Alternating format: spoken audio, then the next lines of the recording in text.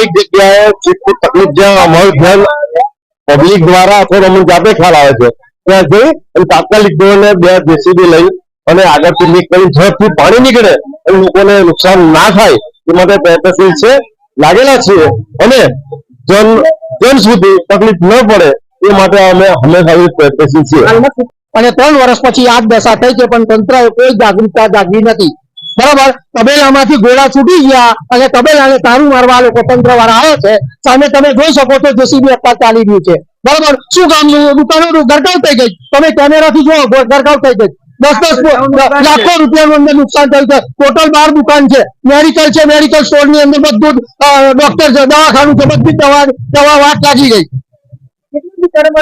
12 દુકાનોની અંદર નુકસાન છે, કોઈ દુકાન બાકી નથી, બધી દુકાનોમાં 10 ફૂટ પાણી ચડી ગયું, આખો સુપરમાર્કેટ ફૂલ થઈ ગયું।